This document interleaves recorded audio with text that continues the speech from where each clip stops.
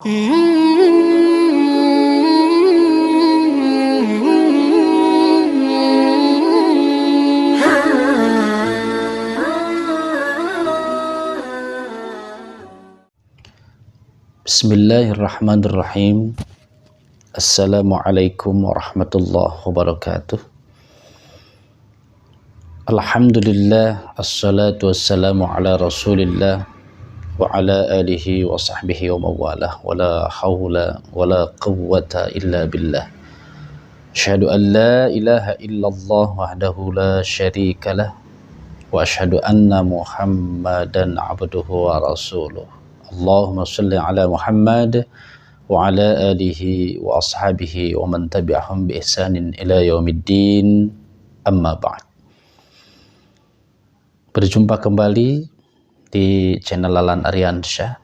Semoga kita senantiasa diberikan kesehatan yang prima, rezeki yang barokah, dan tentunya ada pada bimbingan Allah Subhanahu wa Ta'ala. Pemirsa, teman-teman sekalian yang dimuliakan Allah Subhanahu wa Ta'ala, pada pertemuan kemarin kita sudah tuntaskan kajian kita tentang Ahlus Sunnah. Kita anggap sudah selesai. Ahlus Sunnah itu pengertiannya adalah keluarga yang berquran. Dalam praktiknya ini mengikuti bagaimana Rasulullah mempraktikkan Quran. Dan Ahlus Sunnah itu adalah orang-orang yang senantiasa mendakwahkan Al-Quran. Jadi itulah sebetulnya ciri atau karakter orientasi Ahlus Sunnah itu begitu. Sehingga kita bisa mengukur diri sekarang. Apakah kita sudah masuk terhadap kategori itu atau belum? Nah, kita kan bisa ngukur gitu. Ya kalau sudah, alhamdulillah. Tapi kalau belum, ya harus kita bisa memantaskan diri untuk bisa masuk kepada Ahlus Sunnah. Jadi jangan sampai kita ngaku doang gitu. Ya ngaku-ngaku aja, saya Ahlus Sunnah, tapi jauh dari ciri dan karakter Ahlus Sunnah itu sendiri. Baik, pada kesempatan kali ini kita akan melanjutkan pembahasan tentang apa itu al-jamaah. Sebenarnya singkatnya ketika kita bicara al-jamaah itu sama dengan Ahlus Sunnah. Jadi Ahlus Sunnah sama dengan al-jamaah, atau al-jamaah sama dengan Ahlus Sunnah. Karena nanti ketika kita akan bahas itu isinya al-jamaah itu sama dengan isi dari Ahlus Sunnah. Kalau kita ambil dari akar kata dari al-jamaah itu, ternyata dari kata dasarnya jamaah, jama'u, jama'an, jama'atan. Jadi jamaah itu kumpulan. Jamaah itu adalah komunitas atau kelompok, organisasi lah. Itu namanya jamaah itu. Nah, jamaah ini itu perintah dari Allah. Allah itu memerintahkan supaya kita ini berjamaah, supaya bersatu, supaya bareng-bareng. Nah, itu perintah Allah. Dan sebaliknya dari jamaah itu kebalikannya adalah apa? Tafarruq. Tafarruq itu pecah belah. Dan ini yang dilarang oleh Allah. Jangan kalian ini tafarruq. Jangan berpecah belah. Nah, itu sederhananya makna jamaah itu begitu. Nah, kemudian bagaimana orientasi al-jamaah itu? Tentunya dia punya orientasi juga al-jamaah itu, punya tujuan juga al-jamaah itu. Kumpul-kumpul bareng-bareng, tapi nggak punya tujuan orientasi. Ya itu bukan jamaah gitu.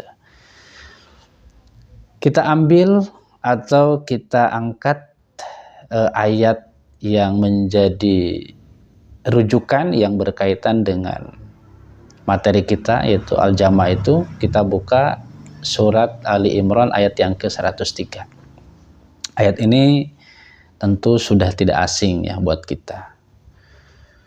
Kata Allah, a'udzubillahi minasyaitonirrajim, wa'tasimu bihablillahi jami'an wa la tafarraqu. Kata Allah, berpeganglah kalian itu semuanya terhadap tali Allah. Tali di sini adalah sebuah simbol ikatan. Adanya sebuah keterikatan. Dengan apa keterikatan kita? Yaitu dengan ajaran Allah berupa Al-Quran. Ini perintah, hei orang-orang yang mengaku ahlus sunnah wal jamaah gitu. Ini sebenarnya kesana arahnya.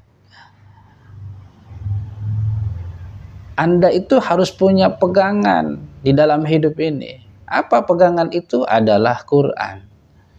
Selalu adanya sebuah keterikatan dengan Quran. Kapanpun, dimanapun, dalam kondisi apapun, mesti hidup berquran. Pandangannya, sikapnya tidak boleh terlepas dari Quran. Membacanya, menilainya, melihatnya, mesti pakai Quran. Jangan pakai yang lain. Itu Al-Jamaah. Jadi orang-orang itu ya yang punya greget di dalam hidupnya untuk ya menyebarkan kebaikan itu, menyebarkan Al-Quran itu, agar orang-orang yang ada di sekitarnya itu mereka paham tentang konteks Quran. Itu konsep yang ditawarkan oleh Allah kepada kita manusia.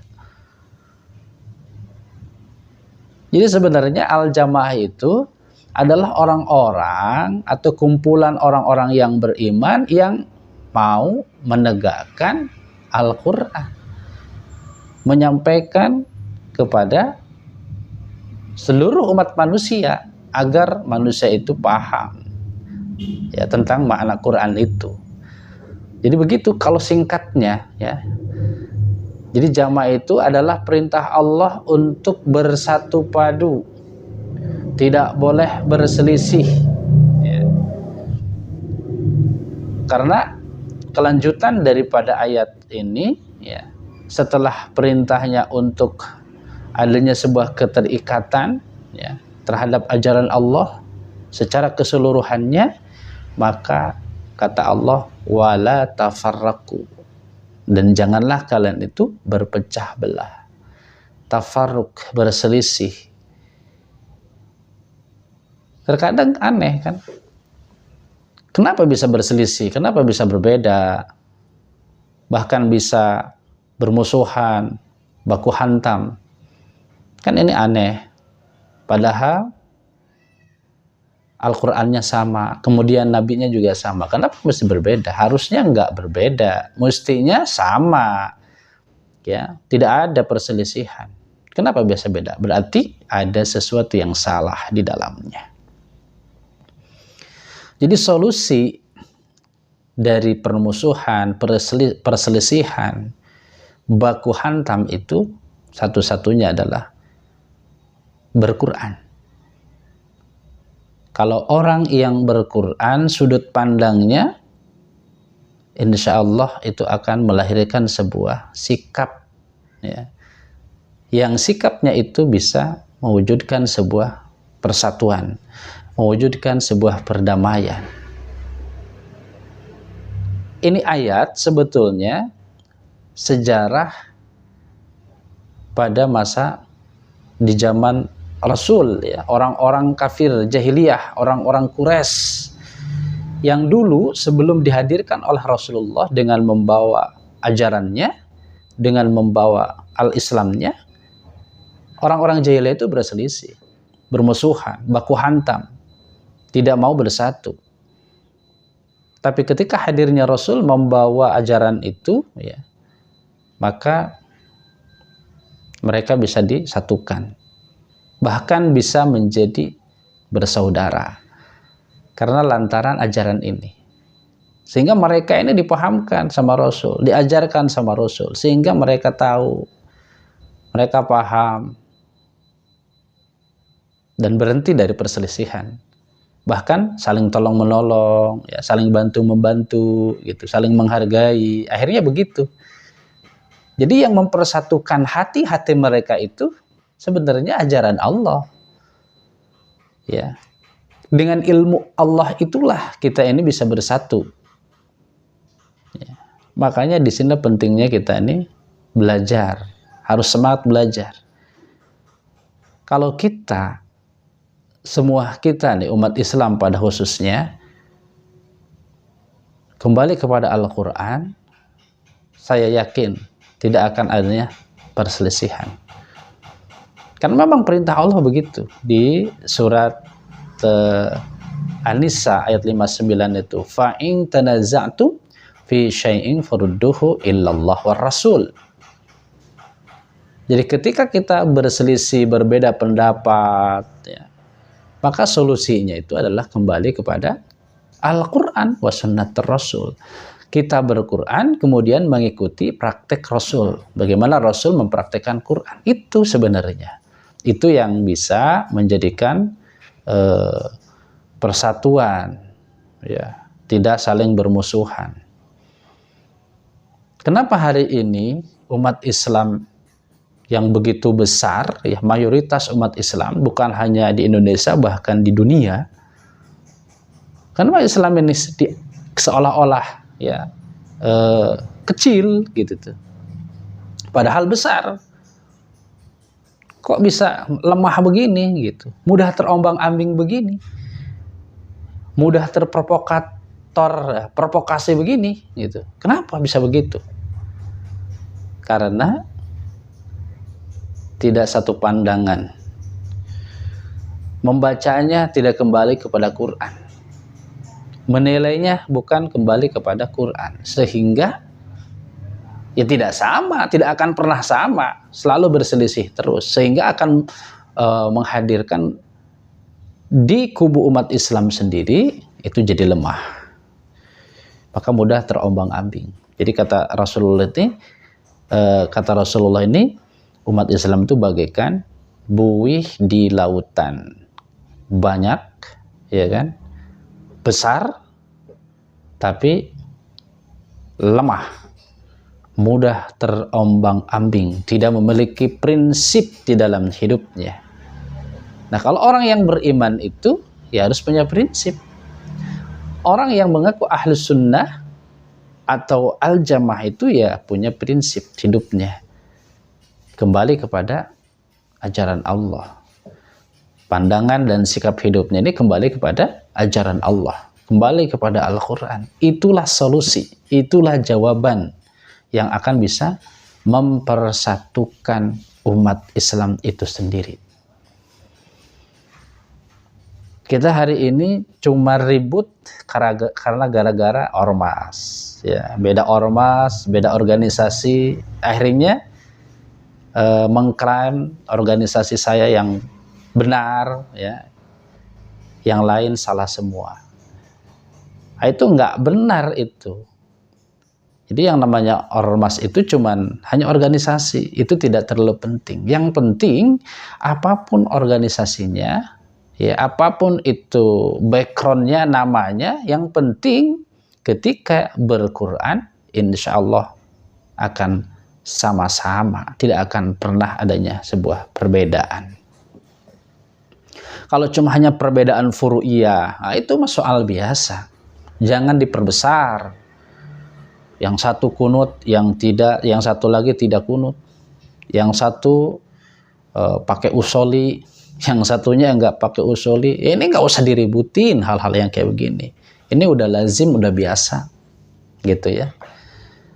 Ada yang mulut, ada yang tidak, ribut umat Islam. Itu justru sebenarnya, ya, sebagai jembatan permusuhan.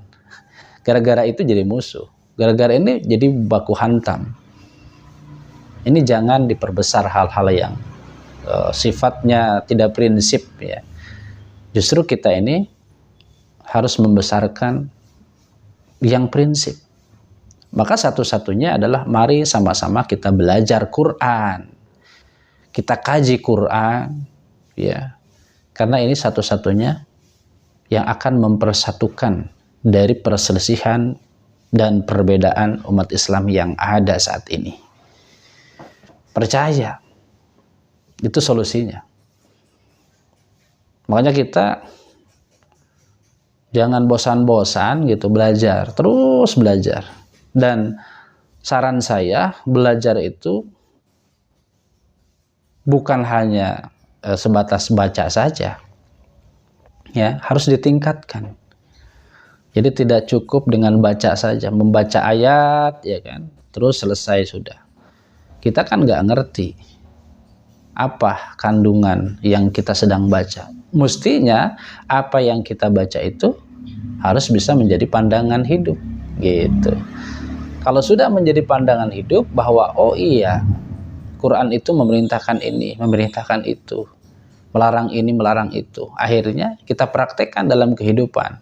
Membentuklah sebuah sikap hidup. Mestinya begitu. Jadi wahyu yang pertama itu surat Al-Alaq itu, Iqra bismi rabbikal ladzi khalaq, dan seterusnya sampai 5 ayat itu kan sebenarnya perintah untuk belajar, untuk mendalami Al-Quran, untuk mengkaji Al-Quran, biar kita ini paham tentang konteks Al-Quran itu, gitu.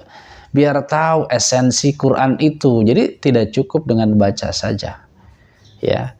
Iqra, kajilah, gitu. Iqra, bacalah, galilah, gitu tuh. Apa yang kita gali itu? Ya Al-Quran. Karena Al-Quran sebagai petunjuk, Al-Quran sebagai pedoman hidup. Bagaimana kita akan tahu kehidupan ini kalau kita nggak tahu tentang isi Quran? Ya. Ya, singkatnya begitu teman-teman sekalian. Maka ya, ketika berbicara tentang al-jamaah, sekali lagi sebenarnya al-jamaah itu adalah kumpulan orang-orang yang beriman tentunya, yang hidupnya mau berquran. Kemudian Quran itu didakwahkan, ya, disampaikan lagi kepada orang lain, supaya mereka orang lain itu biar paham juga sama seperti halnya kita. Jangan pelit, kita punya ilmu itu harus disampaikan. Insya Allah ketika ilmu kita sampaikan kepada orang lain, itulah kebaikan itu akan kembali kepada kita. Justru sebaliknya, kalau ilmu itu dipendam, itu juga sama, akan kembali lagi kepada kita keburukannya. Karena setiap Nabi dan Rasul itu, itulah tugasnya untuk menyampaikan risalahnya, menyampaikan ajarannya kepada seluruh umat manusia. Wa ma arsalnaka illa kaffatan linnas basyira wa nadhira. Kan begitu. Nah, kita sebagai umat Muhammad hari ini ya mestinya meniru gitu langkahnya, perjuangannya. Itu harus meniru bagaimana Rasulullah ini mempraktekkan Quran.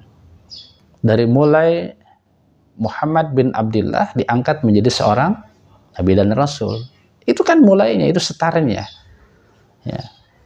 Dari Nabi Muhammad, kalau di surat Ad-Duha itu posisinya dolan, kemudian fahada. Yang tadinya bingung gitu kan, Rasulullah itu harus apa, saya berbuat. Kemudian dengan bimbingan Allah, ya, turunlah yang namanya Al-Huda, itu Al-Quran itu, ya, lewat Jibril, kemudian diajarkan oleh Jibril, sehingga betul-betul mendapatkan tadi itu bimbingan atau petunjuk, itu huda itu. Jadi sudut pandangnya Rasulullah itu ya Quran, sikapnya Rasul itu adalah Quran. Setelah adanya Al-Huda tadi, setelah ada bimbingan tadi dari Allah lewat Jibril. Nah, ini kan penting sekali ya buat kita. Jadi ketika kita mengaku Ahlus Sunnah wal Jamaah gitu, ya kita mau tidak mau, terpaksa atau tidak harus kembali kepada Al-Quran. Karena Al-Quran satu-satunya pedoman hidup yang justru itu akan menyatukan umat Islam yang sekarang berceceran. Umat Islam yang sekarang terkotak-katik. Umat Islam yang sekarang terombang-ambing. Mudah terprovokasi. Kembali kepada Al-Quran semuanya. Insya Allah akan bersatu. Akan kuat. Ya. Karena kita punya tugas. Tugas kita adalah untuk mensyiarkan kebenaran, gitu kan, mensyiarkan Al-Quran tadi, ajaran Allah tadi, supaya ajaran Allah, Al-Quran, kebenaran itu bisa ada di permukaan, bisa memimpin kehidupan, bisa menjadikan sebuah sistem tatanan kehidupan yang akan membahagiakan, mensejahterakan, mengamankan kehidupan kita. Itu sebenarnya intinya. Nah, baru lagi nih sekarang kita berasa enggak? Terukur enggak nih? Kita sudah pantas belum menjadi Ahlus Sunnah wal Jamaah? Kan terukur. Ya, mudah-mudahan kita bisa masuk kategori Ahlus Sunnah wal Jamaah ini. Kalau belum, ya sekali lagi pantaskan kita untuk bisa masuk kepada ciri dan karakter Ahlus Sunnah wal Jamaah. Karena inilah kata Rasulullah yang akan termasuk golongan masuk ke dalam surga. Golongan yang akan diterima oleh Allah Subhanahu wa Ta'ala. Teman-teman sekalian, mungkin ini saja kajian pada kali ini tentang Al-Jamaah, dan saya kira cukuplah ya kajian tentang Ahlus Sunnah wal Jamaah itu demikian adanya. Itu hanya sekelumit saja ya, sekilas saja. Silahkan teman-teman semuanya untuk bisa lebih mengembangkan lagi dari materi ini. Sekali lagi, kalau dalam penyampaian, penguraian, penjelasan dari saya tentang materi Ahlus Sunnah wal Jamaah ini bertentangan, katakanlah begitu, ya, bertentangan dengan ajaran Allah, maka saya beristighfar, saya memohon ampun kepada Allah dan mohon bimbingan dari ya teman-teman sekalian. Ketika salah, tolong komen, luruskan, gitu tuh. Dimana yang salahnya, yang kelirunya, silahkan di komen, diluruskan. Insya Allah ketika itu benar, maka saya akan mengikuti. Demikian teman-teman sekalian, saya kira cukup ya. Insya Allah pada pertemuan yang lain kita akan membahas materi-materi yang lain. Terima kasih atas perhatiannya. Mohon maaf atas segala kekurangannya. Dan sebelum saya akhiri ya, mumpung ingat, saya mengharapkan ketika mengikuti kajian ini itu jangan disimak sepotong-sepotong ya. Biar tuntas diselesaikan gitu, dari awal sampai akhir diselesaikan. Biar tidak gagal paham ya, biar nyambung terus gitu. Karena materi ini selalu bertahap ya. Jadi biar nyambung. Kalau nggak tuntas, itu nantinya nggak nyambung. Akhirnya yang kita khawatirkan itu jadi fitnah ya, bahaya ini. Maka saya harapkan simaklah sampai tuntas ya, jangan sepotong-sepotong. Itu saja sih. Terima kasih. Billahi taufiq wal hidayah. Assalamualaikum warahmatullahi wabarakatuh.